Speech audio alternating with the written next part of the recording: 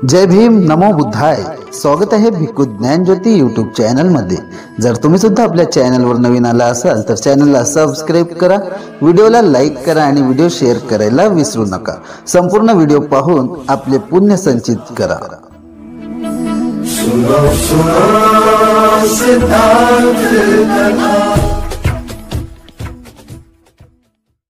सम्मा सम्बुद्धस्स नमो तस्स भगवतो अरहतो सम्मा सम्बुद्धस्स. महाकारुणिक देव आणि मनुष्याचे शास्ता तथागत सम्यक संबुद्ध, तथागतांचा सद्धम्म, तथागतांचा पावन पवित्र आर्य श्रावक संघ, सर्वश्रेष्ठ अशा या तीन रत्नाला प्रथम त्रिवार अभिवादन. ज्यांच्या अथक परिश्रमातून, ज्ञानबळातून, प्रज्ञाबळातून आपणा सर्वांना या तीन रत्नाची ओळख झाली. सुखाचे दिवस आले, आपल्यावरील सारे विघ्न टळाले. स्वातंत्र्य, समता, न्यायनीती आणि बंधुत्वावर आधारित संविधान ज्यांच्यामुळे आपल्याला प्राप्त झाले, मानवता ज्यांच्यामुळे आपल्याला मिळाली, आपल्या सर्वांचे जे सुखकर्ता आणि दुःखहर्ता आहेत असे बोधिसत्व डॉक्टर बाबासाहेब आंबेडकर यांच्या समग्र धम्मक्रांतीला शेवटच्या श्वासापर्यंत समर्पित राहून कालकथन माता यांच्या याच्या अग्निसंस्कारांच्या विधीच्या प्रथम परित्राण पाठाच्या बुद्धवचनाच्या या शुभ प्रसंगाला आणि सत्य प्रसंगाला या ठिकाणी उपस्थित पूज्य शीलानंदजी महातेरो, पूज्य ज्ञानज्योतीजी महातेरो आणि संपूर्ण पूज्य भिक्खू संघ. खरं पाहता मला धम्मावर किंवा इकडं तिकडं खूप बोलता येतं, पण दोन सिंहाच्या मध्ये बसल्यामुळं मी थोडा घाबरूनच गेलो जरा. कारण असा प्रसंग कधी आला नाही. तर तुम्ही विचार करा की दोन्ही साईडनं दोन सिंह आहेत आणि त्याच्या मध्ये बसायची वेळ कोणावर यावी. तर माझ्या गरीब भंतेजीवर ही वेळ आली. पण मी बरं झालं की मला थोडंसं आनापानसती माहीत असल्यामुळं मी आनापानसती म्हणत थोडंसं नमो तसं म्हणलो. आता माझे हृदयाचे ठोके कमी झाले. कारण दोन्ही सिंह हे साधे सिंह नाहीत, तर ते कारुणिक तथागत भगवान बुद्धाचे शक्य सिंहाचे पुत्र कारुणिक सिंह आहेत. आणि त्यांनी मैत्री दिल्यामुळं मी आता थोडं बोलू शकतो, 2-5 मिनिटं मी बोलू शकतो.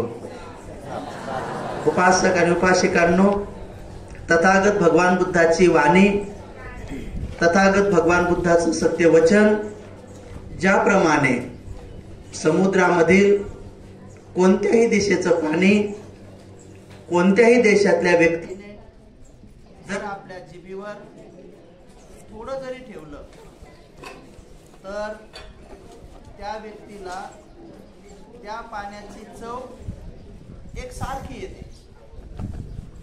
तो व्यक्ती कोणत्याही देशातील असो, कोणत्याही बोली भाषेचा असो, कोणताही पहिराव पहिरणारा असो, कोणत्याही रंगाचा असो, समुद्रातलं पाणी कोणत्याही काठाचं घेऊ की मध्यभागीचं घेऊ, त्याने जिभेवर ठेवल्यानंतर त्या पाण्याची चव एक समान असते.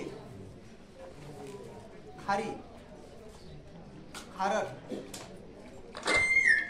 सेम ही उपमा भगवान बुद्धाच्या वचनाला लागू करण्यात आलेली आहे की भगवान बुद्धाचं वचन कोणतंही असो, जे प्रथम तथागताचं वचन असो का तथागताचं जे अंतिम वचन असो, ते एक समान आहे.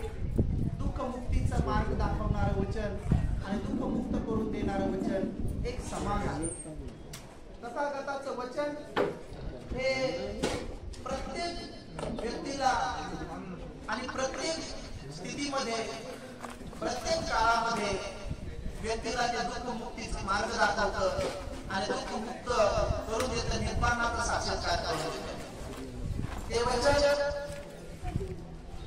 तथागतांनी बोधी ज्ञान प्राप्त केल्याबरोबरचा हर्षभरीत विधान असो, तथागतांनी शेवटचा उपदेश सुभद्रांना दिलेला असो, त्या प्रत्येक वचनाचा अंतिम हेतू, अंतिम उद्देश, अंतिम त्या तथागतांची करुणा सर्वांना मानवांना दुःखातून बाहेर काढण्याचीच आहे.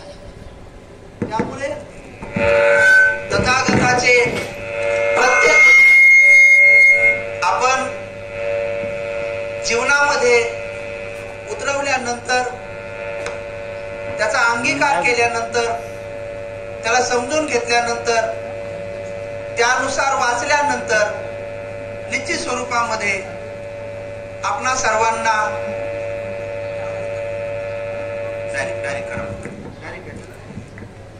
ठीक आहे. तथागताचं वचन हे आपल्याला दुःखमुक्तीचा मार्ग दाखवतं आणि दुःखमुक्त करून सोडतं, मार्गाने फळाला प्राप्त करून देतं. मग ते कुठलंही वचन असो, भगवंताचं प्रथम वचन असो की भगवंताचं अंतिम वचन असो. बोधी वृक्षाखाली भगवंतांनी ज्ञान प्राप्त केल्याबरोबर हर्षभरीत उदान तथागत सम्यक संबुद्धाच्या मुखातून निघतात. अनेक जाती संसारण संधा बिसंग आणि बिसंग गहेकारकं गवे संतो दुःखा जाती पुनम पुनम गहेकारकं दिठ्ठोसी पुन्नगेहं नकाहसी सब्बा ते फासुका भग्गा गहकूटं विसंगतं विसंखारगतं चित्तं तनहानं खयमज्जगा. हे वचन जेव्हा तथागतांनी हर्षभरीत उद्गार काढले तेव्हा मनुष्य लोकांपैकी कोणी तिथं नव्हतं, देवता लोक मात्र होते. तथागतांचं हे वचन पुढे त्रिपिटकामध्ये वर्णित करण्यात आलं आणि या वचनाचा ज्यांनी त्यांनी आपल्या आपल्या बोली भाषेमध्ये अनेक भिक्षूंनी त्रिपिटकाला ट्रान्सलेट करताना एक समान त्याचा अर्थ सांगण्यात आला. अनेक जाती संसरण म्हणजे अनेक जन्मामध्ये मी संसरण करत आलो. संसरण म्हणजे एका जन्मामध्ये जसं गर्भाशयात जर आलो तर जन्म होईपर्यंत गर्भाशयात थांबलो, नंतर आयु असेपर्यंत या संसारात थांबलो, मृत्यू प्राप्तीच्या नंतर अरहंत आणि सम्यक संबुद्ध न झाल्यामुळं पुन्हा दुसऱ्या ठिकाणी उत्पन्न झालो. कधी गर्भाशयात उत्पन्न झालो तर कधी अंडाशयात उत्पन्न झालो तर कधी कधी आपोपातिक भावामध्ये उत्पन्न झालो. अशा नाना प्रकारच्या ठिकाणी बोधिसत्वांनी आपल्या पारमिता पूर्ण करण्यासाठी संसरण केलं. हे त्यांना बुद्धत्वामध्ये दिसलं. त्यांनी बोधी ज्ञानामध्ये हे पाहिलं आणि त्यानंतर मग सांगितलं की मी आंधळेपणामध्ये अविद्येमध्ये शोधत होतो की आपल्याला कोणी ईश्वर परमेश्वर आत्मा परमात्मा कोणी निर्माण करतो का, त्याची मर्जी आहे का, त्याच्या मर्जीनुसार आपण जगतो का, त्याच्या मर्जीनुसार आपण मरतो का, आणि मेल्यानंतर पुन्हा उत्पन्न होताना त्याच्या मर्जीनुसार उत्पन्न होतो का. पण जेव्हा बुद्धत्व प्राप्त झालं तेव्हा त्यांच्या लक्षात आलं की इथं आपल्याला निर्माण करणारा कोणी आत्मा नाही, कोणी परमात्मा नाही, कोणी ईश्वर नाही, कोणी परमेश्वर नाही, तर आपल्याला या सगळ्या संसारामध्ये घेऊन जाण्यासाठी कोण आहे, कम्म दायादो. आपला दायाद आपलं वारस कोण आहे, तर आपले कम्म आहेत. कम्म म्हणजे कर्म. अरे या कर्म संस्कारानुसार न समजल्यामुळं मग त्यांनी सांगितलं की मला हे कळलं नव्हतं, समजलं नव्हतं, म्हणून मी अनेक जन्मात संसरण करत आलो आणि आंधळेपणामध्ये संशोधन करत गेलो आणि पुन्हा पुन्हा दुःखामध्ये पडत गेलो, पुन्हा पुन्हा गर्भाशयात येत गेलो, पुन्हा पुन्हा जिथं जिथं कुठं उत्पन्न होत गेलो, असं उत्पन्न होत होत होत होत मी एवढी लंबी प्रक्रिया संसरण करत आलो. पण मग काय म्हणतात, आता म्हणतात की मला काय झालं, आता दिठ्ठोसी, आता त्यांना दिसलं, म्हणतात दिठ्ठोसी पुन्हा गे हंग, आता माझं पुन्हा घर बनणार नाही, आता नाही बनणार. का, कारण विसंखार गतंग, विसंखार म्हणजे विशेष प्रकारचे संस्कार, गतंग म्हणजे जे संस्कार पुढे गती मिळवून देतात म्हणजे पुढचा जन्म मिळवून देतात.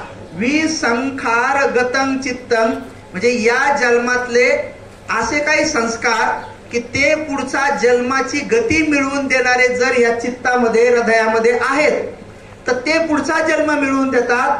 तर बुद्ध भगवान काय म्हणतात, विसंखार गतंग चित्तंग म्हणजे विशेष प्रकारचं संस्कार गती मिळवून देणारं चित्त, तन्हानं खयमज्जगा. ते काय म्हटले, मी तृष्णायुक्त जे चित्त आहे, तृष्णेनं भरलेलं जे चित्त आहे त्याला मी काय केलं, खयमज्ज करून टाकलं. त्याच्यामुळं आता माझं पुन्हा घर बनणार नाही. पुन्हा गेहं न काहसी. आता पुन्हा एकाएशी म्हणजे अग्नी, वायू, जल, पृथ्वी, संज्ञा, विज्ञान, संखारा, वेदना हे 8 कलाप, ह्या 8 कलापाची जी इकाई आहे ती आता माझी पुनर्भव उत्पन्न करणार नाही. म्हणजे पुन्हा आता ती उत्पन्न होणार नाही. पुन्हा गेहंग नकाहासी सब्बा ते फासुका भग्गा. आता मी सगळ्याच्या सगळं त्या झोपडीच्या आडू असेल, ते डिळी असेल, ते वासे असतील किंवा सगळं कुटी बनवण्याचं जे साहित्य आहे ते सगळं आता मी भस्म करून टाकलेलं आहे, नष्ट करून टाकलेलं आहे. सब्बा ते फासुका भग्गा गहकूटं विसंगतं विसंखार गतं चित्तं तन्हानं खयमज्जगा. मग तृष्णायुक्त जे चित्त आहे ते सगळं खयमज्ज करून टाकलेलं आहे आणि म्हणून आता माझं पुनर्भव बनणार नाही, पुन्हा घर बनणार नाही किंवा पुन्हा माझा जन्म होणार नाही, असं भगवान बुद्धाचं वचन आहे. या वचनावर आपला अंतर्मनातून प्रज्ञेद्वारे जर विश्वास असेल तर आजचं हे मृत्यू सत्य आईचं आपल्याला पाहता येईल. हे सत्य मग आपल्याला पाहता येईल, जाणता येईल आणि अनुभवता येईल. आणि एवढीच गोष्ट नाही तर मी तुम्हाला बुद्ध वचनाबद्दल सांगतो की मग तुम्हाला पुढे हेही सांगता येईल की आज आई पूज्य शीलानंदजी महास्तवित यांच्या आई आहेत. आज ह्या आई पूज्य शीलानंदजी महास्तवित यांच्या आई आहेत. पण हे बुद्धाचं वचन जर तुम्हाला समजलं तर निश्चित स्वरूपामध्ये तुम्ही या मतापर्यंत जाऊन पोहोचताल की ही आई पूज्य ज्ञानज्योती भंतेजीची पण अनेक जन्मात आई राहिलेली आहे. पूज्य भिक्खू ज्ञानरक्षित थेरो यांची पण अनेक जन्मात आई राहिलेली आहे. पूज्य सत्यपाल भंतेजीची पण अनेक जन्मात आई राहिलेली आहे. हे सूत्रपाठ करणारे ह्या ज्या आई आहेत यांचे पण आई राहिलेले आहेत. ते सर्वात पाठीमागे बसलेले आहेत, त्यांची पण ही आई अनेक जन्मात राहिलेली आहे. इथं या जेवढे या कॅम्पसमध्ये लोक आलेत या प्रत्येकाची ही आई एकदा दोनदा तीनदा नाही, 100 वेळेस नाही, हजार वेळेस, त्याही पेक्षा जास्त वेळेस ही आई तुमची पण आई राहिलेली आहे. आता याच्यावर विश्वास कोणाचा आहे, हातवर करा. बापरे, नाही तर विश्वास इथं तर म्हणजे आमच्या समाधानासाठी म्हणता का खरंच तुम्हाला पटते ही गोष्ट? कारण भगवंताने सांगितलेलं आहे की या सृष्टीवर असं एकही सत्व नाही की तो आपला ज्ञातिगण राहिलेला नाही. अनेक वेळेस तो आपला पिता राहिलेला असतो, अनेक वेळेस तो आपला वडिलाचा मोठा भाऊ राहिलेला असतो, कधी आपल्या वडिलाचा लहाना भाऊ राहिलेला असतो, कधी आपल्याला भाऊ राहिलेला असतो, कधी छोटा भाऊ राहिलेला असतो. अनेक नात्यामधून आपल्याला जावं लागतं. आई राहिलेली असती, बहीण राहिलेली असती, आजी राहिलेली असती. 1, 2, 3 जन्मात नाही. म्हणून हे 1 आणि 2 जन्म नसतात, अनेक जाती संसरण, अनेक जन्मात. इथं 1000 नाही, 2000 नाही, 1 कोटी नाही, 1 अब्ज नाही, असा आकडा नाही सांगितलेला. अनेक जाती संसरण. जेव्हा ते ध्यानाला बसले, बोधी ज्ञान प्राप्त झालं, तेव्हा त्यांना बुद्धत्व हे 3 अंगाने प्राप्त झालं. त्यातलं हे पहिलं अंग आहे पुप्पे अननुसुते सुधम्मे सुचक्षुं उदपादी ज्ञानं उदपादी पन्या उदपादी विद्या उदपादी आलोको उदपादी. हे जर तुम्हाला व्यवस्थित कळलं ना तर मग तुम्ही सहज हात नाही वर करणार. तुम्ही हात वर केले, मला माहित आहे हात वर केले, पण तुम्ही डोळे लावल्यानंतर ज्या पद्धतीनं आईचं प्रेम मुलाबद्दल, मुलाचं प्रेम आईबद्दल जे प्रेम असतंय ते प्रेमाची तुमच्या भाषेमध्ये मैत्री धातू तरंग तुम्हाला फील झाले असते ध्यान केल्याबरोबर. आणि आता तुमची कोणत्या जन्मात ही आई राहिलेली आहे याचं स्मरण करण्यासाठी ज्या ध्यानाच्या पातळ्या लागतात त्या ध्यानाच्या पातळीनुसार तुम्हाला कळलं असतं की ही आई कोणत्या जन्मामध्ये तुमची आई राहिलेली आहे. मग आता आई जर तुमची आई राहिलेली असेल तर तेव्हा समजा कदाचित ह्या आईचा मुलगा जर मी असेल आणि ती आई तुमची बी असेल तर तेव्हा तुम्ही आमची कोण असेल? बहीण असेल, आहे का नाही? बहीण असेल. मग लहानी का मोठी? हा आता कसं काय समजावे का? कशाहून बरं लहान?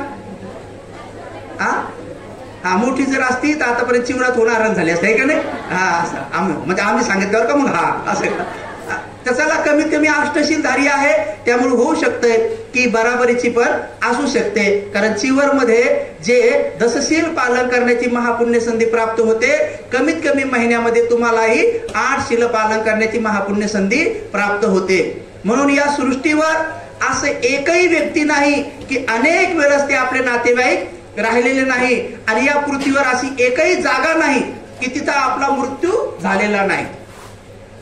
तिथं आपला मृत्यू झालेला नाही अशी पृथ्वीवर एकही जागा नाही. या संपूर्ण पृथ्वीवर प्रत्येक ठिकाणी आपला अनेक वेळेस मृत्यू झालेला आहे. आणि याचं उदाहरण त्रिपिटकात कुठे आलेलं आहे तर याचं वर्णन एका ठिकाणी आलेलं आहे की पूज्य महान भगवान बुद्धाचे सुपुत्र ज्यांना भगवान बुद्धाचा डावा हात म्हणून ओळखल्या जात होतं असे भगवान बुद्धाचे सुपुत्र वृद्धीमध्ये आग्रह असलेले महामोग्गल्लायन भंतेजी जे आहेत ते महामोग्गल्लायन भंतेजी एक दिवस असा विचार करतात की मी आज भिक्षा मागून झाल्यानंतर मी आज जेवण अशा ठिकाणी करेल की पृथ्वीवर ज्या ठिकाणी मी मरण पावलेलं नाही. नीट ऐका, लक्ष देऊन ऐका. महामोग्गल्लायन भंतेजी वृद्धीमध्ये आग्रह असलेले जेव्हा त्यांच्या चित्तामध्ये हे उत्पन्न होतंय तेव्हा ते भिक्षा मागतात.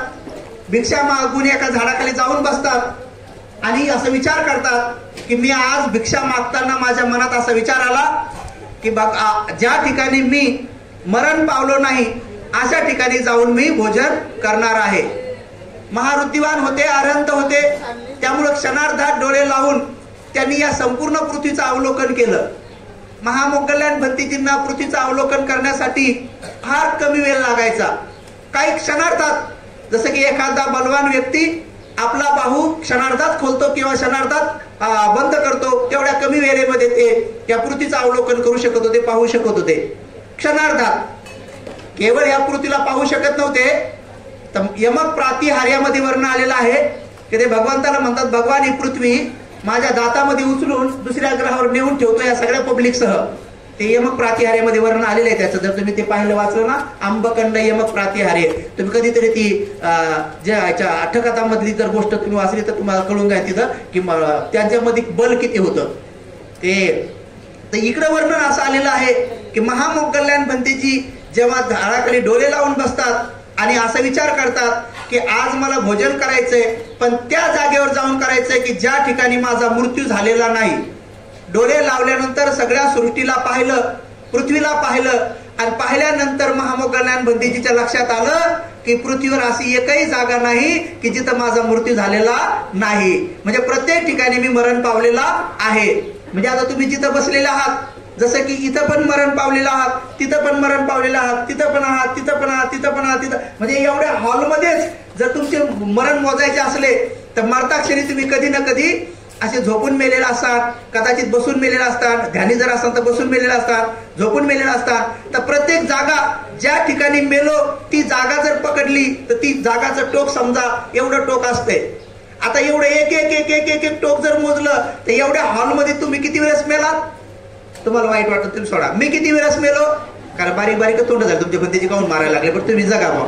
बरं या एवढ्या हॉलमध्ये समजा मी किती वेळेस मेलो असो ना हा हॉलमध्ये कारण प्रत्येक सुईच्या टोका एवढी जी जागा आहे तिथं बी मेलो, तिथं बी मेलो, तिथं बी मेलो. म्हणून एवढ्या हॉलमध्ये मोजता येणार नाही एवढ्या वेळेस मेलो. केवळ हॉलवरच नाही मेलो, हे खांब आहेत ना ह्या खांबावर पण मेलो खूप वेळेस मेलो. हे कधी पटतं जेव्हा महामोग्गल्लायन भंतेजीचा तो उपदेश ऐकला आणि तिच्यामध्ये मग महामोगल्यान भंतीजीनं सगळी सृष्टी पाहिली आणि त्यांच्या लक्षात आलं की पृथ्वीवर जेवढे झाडं आहेत, पृथ्वीवर जेवढे डोंगर आहेत, पृथ्वीवर जेवढे समुद्र आहेत, पृथ्वीवर जेवढे काही वस्तू आहेत किंवा जेवढ्या बिल्डिंग आदी आहेत, या सगळ्या ठिकाणी मरण पावलो. एकही ठिकाण असं नाही की मी तिथं मरण पावलो नाही. असं कोणाला कळलं? पूज्य अरहंत भगवान बुद्धाचे वृद्धीमध्ये आग्रह असलेले महामोगल्यान पूज्य भंतीजींना कळलं. मग ते म्हणाले, अरे माझं अधिष्ठांत होतं की ज्या ठिकाणी मी मरण पावलो नाही तिथं जाऊन भोजन करायचंय. आता सगळ्या सृष्टीवर तर मी मरण पावलेलं आहे, माझं भोजन कुठं करू?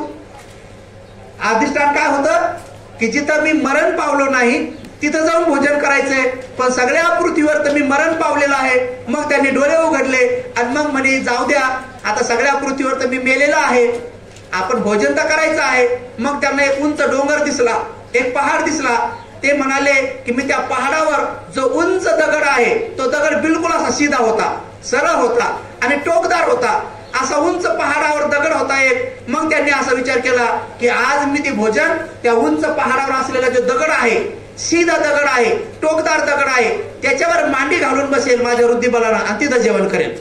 म्हणून मग ते भंतेजी आपल्या वृद्धिबलानं भिक्षापात्र घेऊन कशीनाचं ध्यान करत करत करत करत जाऊन त्या उंच पहाडाच्या त्या टोकदार दगडावर जाऊन मांडी घालून बसले आणि घास खाणार, गाताबिता म्हणून झाल्या, पटीसंका म्हणून झालं. आता घास खाणार तेवढ्या त्यांच्या मनात उत्पन्न झालं की अरे माझ्या भगवंताचं वचन किती खरं आहे की या सृष्टीवर मी जिकडे तिकडे मरण पावलो, आता मी या दगडावर पण मरण पावलं असेल. हे एवढं मोठं टोक आहे, या टोकावर सुद्धा मी मेलो, कसा मेलो? म्हणून त्यांनी चिंतन मनन करणं सुरू केलं. भोजन करण्याच्या तेवढ्या कालावधीमध्ये काही सेकंदामध्ये त्यांनी डोळे लावले आणि त्यांनी विचार केला की या दगडावर, या टोकदार दगडावर मी कसा मेलो होतो. आणि मग त्यांना समजलं की या टोकदार दगडावर सुद्धा मी मरण पावलो.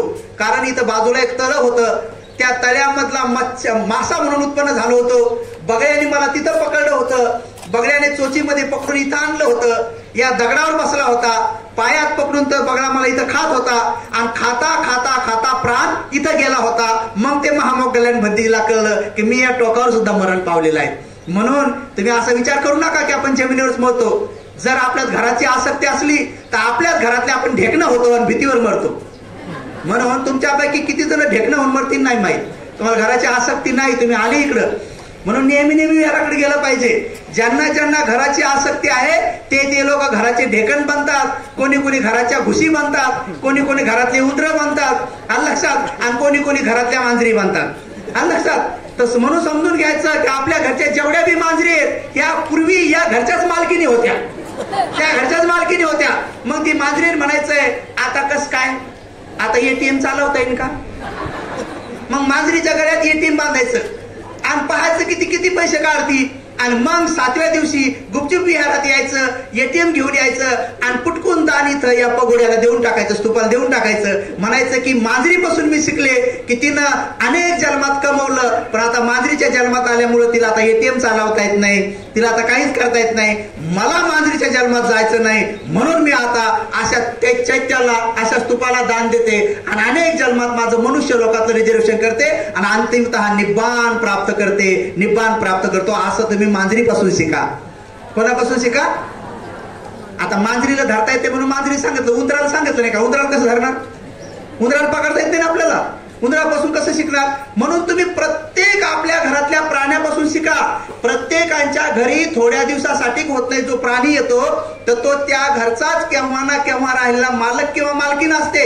म्हणून घरातल्या पाली या कधी काळी, घरातल्या ज्या पाली आहेत ना त्या कधी काळी त्या घराच्या सुना राहिलेल्या असतात, आलं लक्षात.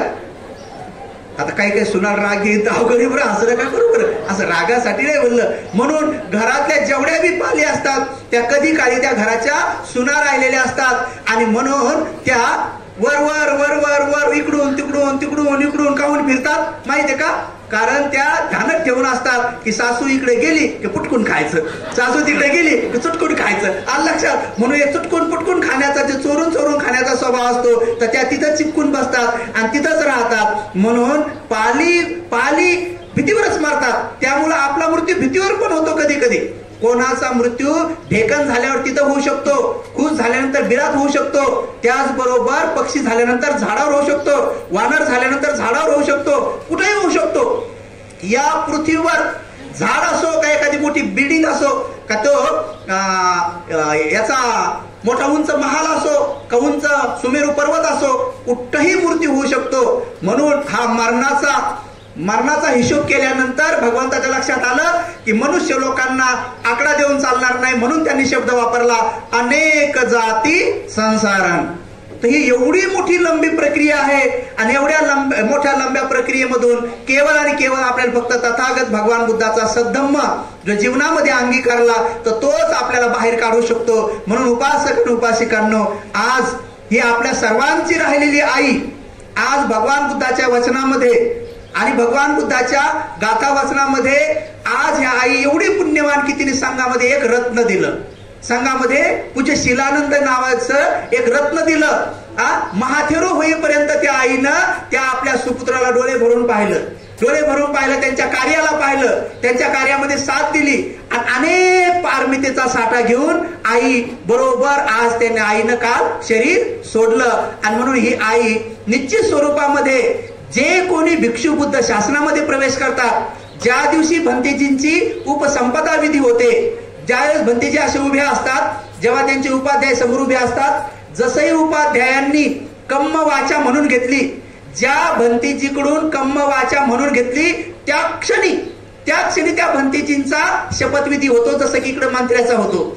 मंत्र्याचा शपथविधी घेण्यासाठी राज्यपाल त्यांच्याकडून शपथवधून घेतात किंवा राज्यसभेवाल्यांचा राष्ट्रपतीच्या पुढे ते समजा शपथवधून घेतात स्पीकर पुढं. तशा प्रकारे एका उपसंपन्न भिक्षू थेरो महाथेरो असलेल्या उपाध्यायापुढं त्यांच्या पाठोपाठ कम्मवाचा म्हणावं लागते. ज्या क्षणी कम्मवाचा होते त्या क्षणी तो भिक्षू बुद्ध शासनामध्ये प्रवेश करतो. म्हणून जशा प्रकारे हे शासन शपथविधी झाल्याबरोबर, तुम्ही टीव्हीवर पाहिली का कधी मंत्र्याची शपथविधी? कुठल्याही मंत्र्याची शपथविधी झाल्याबरोबर त्या मंत्र्याच्या पाठीमाग एक रजिस्टर घेऊन एक माणूस पळत येतो आणि त्या मंत्र्याला म्हणतो हिच्यावर सही करा. ज्या क्षणी त्या मंत्र्याची सही त्या रजिस्टर होते त्या क्षणी त्या मंत्र्याला शासनाच्या सगळ्या सुविधा लागू होऊन जातात. रजिस्टरवर सही होता क्षणी त्याचा पगार सुरू होऊन जातो. नंतर त्याचा एक PA त्याला मिळतो. नंतर त्याला कोणती सुरक्षा द्यायची, साधी सुरक्षा द्यायची का वाय सुरक्षा द्यायची का झेड सुरक्षा द्यायची का कोणती सुरक्षा द्यायची ही त्याला लागू होऊन जातं. भारतातल्या सगळ्या ट्रेनमध्ये त्या खासदाराचं रिझर्वेशन फिक्स होऊन जातं. बसमधल्या सगळ्या बसमध्ये त्या खासदाराचं रिझर्वेशन फिक्स होऊन जातं.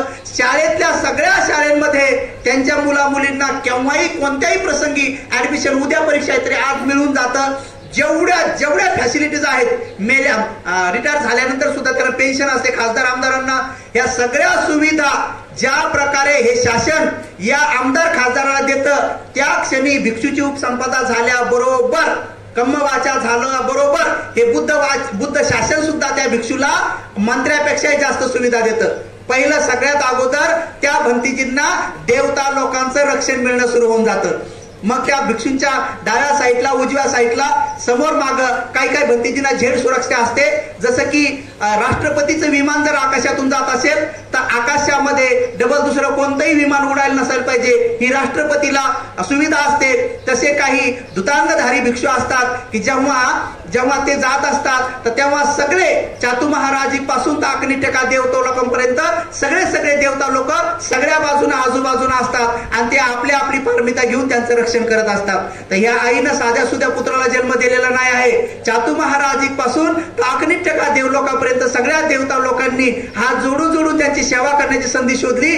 अशा आईनं पुत्राला जन्म दिलेला हे आपलं सगळ्यांचं सौभाग्य आहे, आपल्या संघाचं सौभाग्य आहे आणि बाबासाहेबांच्या चळवळीचं सुद्धा सौभाग्य आहे. म्हणून उपासक उपासिकांनो, आपल्या आईच्या ऋणातून मुक्त होण्यासाठी आईचे खूप ऋण असतात. आईचे एवढे ऋण असतात कारण आईची महानता एवढी असते की प्रत्येक अशी एक आई असते की ती आपल्या कुशीतच अर्हंत होणाऱ्या सत्वाला वाढवते, आपल्या कुशीतच बोधिसत्व होणाऱ्या सत्वाला वाढवते आणि आपल्या कुशीमध्येच सम्यक संबुद्ध होणाऱ्या सत्वाला बोधिसत्वाला सुद्धा वाढवते. एवढंच नाही तर चक्रवर्ती सम्राट होणाऱ्या सत्वाला सुद्धा आपल्या कुशीतच वाढवते. त्यामुळे चक्रवर्ती सम्राट हे आकाशातून पडत नाहीत, बोधिसत्व आकाशातून पडत नाहीत, अर्हंत होणारे सत्व आकाशातून पडत नाहीत आणि सम्यक संबुद्ध होणारे महाबोधिसत्व सुद्धा आकाशातून पडत नाहीत. ही महापुण्यवान आई असते जिची कोक परिशुद्ध असते. त्या कोक मध्येच हे महाप्रतापी महाबलशाली सत्व येतात आणि जे भिक्षू होणारे सत्व सुद्धा असतात त्या पवित्र आईच्या कोक मध्येच येतात. असं कुठल्या आईच्या नाही. तर आईची कोख पवित्र असली पाहिजे, स्वच्छ असली पाहिजे. तुम्हाला अनेक भिक्षूने विधी शिकवले असेल की तुमची कोख तुम्ही शुद्ध कशी करणार. गर्भाशय शुद्ध करण्याची विधी काय आहे तर डॉक्टर लोकांकडे इंजेक्शन सलाईन किंवा ऍडमिट होऊन भल्या 50-60 सलाईन लावून घेऊन कोक धुवून काढू तर ती तशीच कोक धुतल्या जात नाही. ती कोक धुतल्यानं फार तर आपल्या कोक मध्ये असलेला छोटा मोठा आजार बरा होऊन जाईल, पण ती कोक तशी शुद्ध होत नाही. गर्भाशय, आईचं गर्भाशय त्यानं शुद्ध होत नाही. तर आईचं गर्भाशय शुद्ध होण्याचं साबण नाही, कुठलं शॅम्पू नाही, कुठल्या प्रकारची पावडर नाही. तथागत सम्यक संबुद्धाने अष्टशील दिलेला आहे. त्या अष्टशील नावाचं साबण जे आहे ते तुमची कोक शुद्ध करतंय आणि मग अष्टशील हे तुम्हाला 7 जन्मापर्यंत परिशुद्ध जोडपं बनवतंय आणि मग येणारं बोधिसत्व तिथून म्हणतो की 7 कुलीन माता कोण आहे. म्हणून सिद्धार्थ गौतमाला कोण दिसलं, महामाया आणि राजा शुद्धोधन दिसले आणि बाबासाहेबाला कोण दिसलं, रामजी बाबा आणि भीमाई दिसले. म्हणून उपासक उपासिकांनो, ज्या आईच्या पोटी असा पुत्र असा हिरा जन्माला आला, संघामध्ये रत्न जसं सारीपुत्रजी महामोगल्यान जशी एकमेकाची प्रशंसा करायची अशा आमच्याकडे पूज्य ज्ञानज्योतीजी महातेरो आहेत, शिलानंदजी महातेरो आहेत, जसं विनरकित असे अनेक भिक्षू आहेत की जे एकमेकांची विशेष गुणाने प्रशंसा करू शकतात. जसं की महाकाश्यपजी सारीपुत्रजीची प्रशंसा करायचे, सारीपुत्रजी महामोगल्यानजीची प्रशंसा करायचे, तर महामोगल्यान आनंदजी प्रशंसा करायचे, एकमेकांची प्रशंसा करायचे, कारण त्यांचे ते गुण शोधत होते, सद्गुण शोधत होते. आणि म्हणून उपासक उपासिकांनो, हे सद्गुण, एकमेकांचे सद्गुण आणि एकमेकांचे गुण हे धारण करत पाहत ज्यावेळेस आम्ही संघामध्ये विचरण करतो, संघामध्ये वावरतो, तेव्हा हे अनेक पुण्य संधी त्या मातेमुळेच मिळाल्या असते की ज्या मातेनं आमच्यासारख्या सत्वांना कुशीमध्ये वाढवलेलं असतं आणि त्या मातेच्या आणि त्या पिताच्या पुण्य बळामुळेच संघामध्ये प्रवेश मिळतो. आणि म्हणून ही आई ते आज ज्या ठिकाणी बुद्ध शासनाला वाचवण्यासाठी आणि जो धर्मनाग राजा आहे, जो आपला शेवटचा राजा आहे, त्या राजाला वाचवण्यासाठी सुद्धा हे टेकाळे परिवार जे आहे त्यांची 7 एकर जमीन, शुद्ध सुपीक जमीन ज्या त्यांच्या जन्मगावी आहे, तर हे टेकाळे परिवारच आहे की ज्यांनी आपला शेवटचा राजा, सम्राट अशोकांचा शेवटचा राजा जो धर्मनाग राजा होता, त्या राजाला वाचवण्यासाठी त्यांच्या शेतामधूनच पीक जात होतं. आणि मग अशा परिवारामध्ये पूज्य शिलानंद भंतीजीचा जन्म होणं हे म्हणजे बुद्ध शासनासाठी एक गौरवाची गोष्ट आहे. सगळ्यांनी साधुकार द्या. म्हणून या भागामध्येच भगवान बुद्धाच्या काळात प्रसेनजित राजाने बनवलेला सुद्धा स्तूप चैत्य असावा आणि या ठिकाणीच 18 स्तूपापैकी जास्तीत जास्त स्तूप असावेत. मग आपलं ताडोबाच्या अरण्यातला तिथलचा स्तूप असेल. मग माझ्या लक्षात आता या लागलं की धुतांगधारी भिक्षू हे कोकणामध्ये किंवा मराठवाड्यामध्ये किंवा पश्चिम महाराष्ट्राकडे किंवा खानदेशाकडे का नाही, विदर्भातच का उत्पन्न होत आहे. आता मला कळालं की भगवान बुद्धाचे पवित्र स्तूप, धातू स्तूप हे सगळे विदर्भात आहेत. म्हणून इकडे धुतांगधारी भिक्षू आणि अशा प्रकारचे महापवित्र भिक्षू इकडे उत्पन्न होत चालले आणि तुमच्यासारखे उपासक उपासिका सुद्धा इकडे उत्पन्न होत चालले. आता तुम्ही सिलवांत होत चालले, दानित होत चालले, ध्यानित होत चालले, पण प्रज्ञा क्षेत्रामध्ये तुम्ही तीक्ष्ण प्रज्ञा जागृत करा. म्हणजे मग तुमच्या लक्षात येईल की आपली धन संपत्ती खरं पाहता मरण्याच्या अगोदर कुठं खर्च केली पाहिजे. म्हणून काही कमी वेळेमध्ये पूज्य भंतीजीने जे अधिष्ठान केलेलं आहे चैत्य उभारण्याचा, तर तुम्हाला जर प्रज्ञा उत्पन्न झाली तर तुमच्या लक्षात येईल की पृथ्वी असेपर्यंत केवळ आणि केवळ शुद्ध स्वरूपातले चैत्य शिल्लक राहतात, बाकीचे सगळे पडून जातात. हा एकमेव चैत्य असा भारतामध्ये राहील की हा पृथ्वी असेपर्यंत स्थिर राहील, कारण की हा परिशुद्ध रूपाने बनवला जात आहे. म्हणून यासाठी दान देणारे लोक हे महापुण्यवान होत ठरतील आणि तुमची प्रज्ञा तीक्ष्ण जर झाली तर तुम्ही लवकरात लवकर हे काम पूर्ण करसाल आणि खऱ्या अर्थानं आईला आदरांजली देसाल. कारण आईची इच्छा किंवा त्यांच्या पुत्राची इच्छा होती की मी जर हे स्तूप चैत्य माझ्या डोळ्यासमोर जर पाहिला तर निश्चित स्वरूपामध्ये ते कार्य महान होईल. म्हणून आई आपल्या सर्वांची आई राहिलेली आहे. आपल्या सगळ्यांना या आईनं लहानचं मोठं केलेलं आहे. आता या भावामध्ये पूज्य शिलानंदजी महास्तवीर यांना लहानचं मोठं केलेलं आहे आणि संघामध्ये दान दिलेलं आहे. आणि म्हणून आईचे वर्णन किती करावं, आईचं वर्णन थोडंच आहे. अनेक कवींना आईबद्दल लिहिलेलं आहे. मला जन्म देणारी आई सुद्धा मरण पावली 1-2 वर्षापूर्वी. ती मेल्यानंतर मला तिचं वाक्य अजून कधी कधी आठवतं. जेव्हा कधी मी गाडीत बसायचो, जेव्हा प्रचाराला जायचो, तर माझी आई काठी टेकवत यायची आणि माझ्या गाडीच्या पुढेच येऊन उभी राहायची. मी काच खाली करून तिला असं झिडकाऱ्या देण्यासारखं म्हणायचो, बाजूला हो. तिला ऐकू येत नव्हतं, तर मी तिला म्हणायचो बाजूला हो. तर माझी आई मला काठी दाखवून अशी काठी दाखवून म्हणायची, नाही होत म्हणायची. होतच नव्हती. आता मला बी काय गेअर टाकता येत नव्हता. बिचारी पुढेच यायची, एकदम पुढेच उभी राहायची रोज. मी जेव्हा तिला कसं करायचं काय माहित, मी चाललो म्हणून अशी काठी टेकवत यायची आणि बरोबर माझ्या गाडीच्या पुढेच उभी राहायची. मी कितीही गडबडीत असलो तरी उभीच राहायची.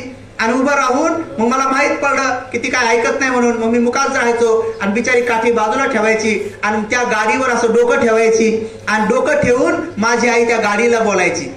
मी ज्या गाडीत बसायचो त्या गाडीला बोलायची आणि गाडीला सांगायची की मावले, गाडीला म्हणायची. माझी आई काय म्हणायची, त्या गाडीला म्हणायची, मावले जिथं जाशील तिथून माझा लाल सुखान आण. काय म्हणायची, गाडीला म्हणायची, मावले जिथं जाशील तिथं माझा लाल सुखान आण. माझी आई मरण पावल्यानंतर माझ्या गाडीच्या पुढं आता कोणीच आहे ना, लक्षात, माझ्या गाडीच्या पुढं आता कोणीच आहे ना. आता कोणीच म्हणत नाही की मावले जिथं जाशील माझा लाल सुखान आण. म्हणजे आईच असते. आई म्हणजे आईच असते. मग ती पक्ष्याची असो, प्राण्याची असो का मनुष्याचे असो, आई म्हणजे आईच असते. ते किती जरी डोळे वाचते तर थोड्या टायमामध्ये डोळे तीच पुसते. कडाडून घेतं चावा लेकरू जेव्हा ती पाहणा पासते, ती रडकुंडी येते, रस्ताळून जाते, पण थोड्या टायमामध्ये ममतेत्वेचा आणि प्रेमाचा, मायेचा पाहणा तीच पासते. म्हणून आई म्हणजे आईच असते. मग ती कोणाची असो, पक्ष्याची असो, प्राण्याची असो का माणसाची असो, आई म्हणजे आईच असते. ती किती जरी डोळे वाचते तरी थोड्या टायमामध्ये डोळे तीच पुसते. म्हणून प्रत्येक आईला आपल्या लेकराबद्दल जे ममत्व किंवा जी मैत्री किंवा प्रेम उत्पन्न होतं ते फक्त आईच्या रूपानंच पाहिलं जातं. कोणी भिक्षू जरी असेल तर आईच्या ऋणातून मुक्त होण्यासाठी त्यांना दानी बनवू शकतो, सिलवान बनवू शकतो, ध्यानी प्रज्ञावान बनवू शकतो. आणि म्हणून पूज्य सारीपुत्रजी महाथेरो यांनी सुद्धा आपल्या आईच्या ऋणातून मुक्त होताना जेव्हा त्यांना कळलं की आता आपल्याला परिनिवृत्त व्हायचंय, तेव्हा ते भगवान बुद्धाकडे गेले, भगवंताला अभिवादन केलं, प्रदक्षिणा घातली आणि प्रदक्षिणा घालून म्हटले की भगवान मला परिनिवृत्त होण्याची अनुमती द्या, म्हणजे मला परिनिर्वाण प्राप्त करण्याची अनुमती द्या. भगवंतांनी म्हटलं हो आयुष्यमान, तुमची इच्छा कुठं आहे, कोण्या ठिकाणी तुम्हाला तुमचा अंतिम श्वास घेऊन परिनिर्वाण प्राप्त करायचा आहे. तेव्हा ते म्हणाले भगवान अनुमती द्या, ज्या ठिकाणी माझा जन्म झाला त्याच घरी मला जाण्याची अनुमती द्या. असं म्हणल्याबरोबर त्या हॉलमध्ये, त्या सुगंध कुटीमध्ये, श्रावस्तीमध्ये अनेक भिक्षू होते जे आनंद नव्हते. त्या भिक्षूच्या मनात शंका उत्पन्न झाली की एवढे मोठं भगवान बुद्धाचा उजवा हात सारीपुत्रजी, धर्मसेनापतीजी, आणि भगवंतांनी यांची किती वेळेस प्रशंसा केली पण यांची घरची काय आसक्ती सुटली नाही. कारण हे शेवटी आईकडे चालले म्हणे, यांना आईची आठवण आली की काय म्हणे. तर बाकीच्या कोणाला माहित नव्हतं, भगवंताला माहित होतं की पूज्य सारीपुत्रजींचं घरी जाण्याचं कारण काय. म्हणून भगवंत म्हणाले हो आयुष्यमान, तुम्हाला मी अनुमती देतो, जा म्हणे, तुमच्या घरी जा आणि परिनिर्वाण प्राप्त करा. जेव्हा सारीपुत्रजी घरी निघाले तेव्हा भगवंत स्वतःहून उठून सुगंध कुटीतून बाहेर आले. केवळ एकमेव असे भिक्षू आहेत की भगवान त्यांच्यासाठी उठून सुगंध कुटीच्या बाहेर आले, सुगंध कुटीजवळ उभे राहिले आणि सगळ्या भिक्षूंना म्हणाले, भिक्षूंनो तुम्हाला आज माझ्यासोबत थांबण्याची आवश्यकता नाही, तुमच्या मोठ्या भावाबरोबर जा, त्याच्या मागे जा म्हणे, आणि जसंही तो महापरिनिर्वाण प्राप्त करेल तेव्हा त्याच्या पवित्र अस्थी घेऊन माझ्याकडे या. कारण त्या अस्थीवर जे लोक स्तूप आणि चैत्य बनवतील दीर्घ काळासाठी, त्यांच्या हितासुखासाठी, त्यांच्या निब्बाण सुखासाठी ते सत्कर्म सहायकारी राहतील. त्या धातू सारीपुत्रजीच्या महान पुण्यवान राहतील. पूज्य भंतेजीकडे पूज्य सारीपुत्र भंतेजीच्या धातू सुद्धा आहेत. महान पुण्यवान आमचे ज्ञानज्योती भंतेजी सुद्धा या ठिकाणी उपस्थित आहेत. आणि खरंच सारीपुत्र भंतेजी जेव्हा निघाले तेव्हा भगवंताला पाठ नाही दाखवली. भगवंताला पाठ न दाखवता भगवंताकडे असा हात करून दोन्ही हात जोडून माग सरकत जोपर्यंत भगवान बुद्ध दिसत राहील तोपर्यंत पाठीमागे गेले. आणि जेव्हा दिशेनाशे झाले तेव्हा भगवान त्यांना पाहत पाहत उभे राहिले आणि जसे सारीपुत्र जी दिसेन असे झाले तेव्हा भगवान लगेच म्हणतात, हे भिक्षुंनो इकडे या, इकडे या. हा आता जो गेलेला जो माझा पुत्र आहे, हा धर्मसेनापती माझा उजवा हात आहे का, हा साधारण ज्ञानी नाही आहे, हा एवढा प्रज्ञावान आहे. जेव्हापासून पृथ्वी निर्माण झाली, जेव्हापासून पृथ्वी निर्माण झाली आणि जेव्हापासून या पृथ्वीवर पाऊस पडला आतापर्यंत त्या पृथ्वीवर पडलेल्या सगळ्या पावसांचा एक एक थेंब मोजू शकतो एवढा ज्ञानी आहे म्हणे, एवढा ज्ञानी आहे म्हणे माझा पुत्र. असं म्हणता क्षणी ते सगळे भिक्षू एकदम हर्षभरीत झाले. म्हणून तुम्हाला सांगतो, जा तुमच्या मोठ्या भावाच्या सोबत जा, त्यांच्यासोबत जाण्यात तुमचं महान पुण्य आहे. ते सगळा संघ गेला. त्यांची आई बुद्ध धम्म संघाला मानत नव्हती, कारण सारीपुत्र भंतीजीचे 4 भाऊ आणि 4 बहिणी होत्या. भंतीजी झाले होते, मग दुसरी बहीण झाली, अशा आळीपाळीनं सगळे झाले होते. सर्वात शेवटी 7 वर्षाचा त्यांचा भाऊ रेवत, ज्यांना पायाला बांधून त्याची आई झोपत होती, तर तेही रेवत लग्नातून पळून आले होते. रेवत लग्नाचा ड्रेस सगळे पळून आले होते. म्हणून आजकालच्या नवरदेवांचे फेटा घालतात आणि जेम्या लावतात ना, तेवढ्यासाठी पळून जाऊ नये म्हणून. पळून जाऊ नये, ते घोड्यावर बसवतात, त्याला बँड वाजवतात का, लोकांना भीती वाटते की पळून जातात. हे काय पळून जातात, हे पळून जात नाहीत, हे पळून जात नाही. ते रेवतच होते बिचारे. तर ते रेवत पळून गेल्यामुळे त्या आईला राग होता सारीपुत्र भंतीजी बद्दल. त्या आईला माहित नव्हतं की आपला पुत्र धर्मसेनापती झालाय, भगवंताचा उजवा हात झालाय, प्रज्ञेमध्ये आग्रह झालाय, तर माहित नव्हतं ते बिचारीला. पण त्यांना आपल्या आईबद्दल करुणा उत्पन्न झाली आणि सारीपुत्र भंतीजी घरी गेले आणि घरी गेल्यानंतर मग त्यांची आई काय म्हणतात, आता आला का म्हणे, एवढ्या दिवस तुला माझी आठवण नाही आली म्हणे, आता आला का म्हणे. सारीपुत्रजी हसले. आई त्यांना एकदम अशी रागात बोलली, नीट बोलली नाही. आणि मग बिचारे सारीपुत्रजी भंतीजी त्यांच्या घरात गेले. आतल्या घरात जाऊन बसून राहिले.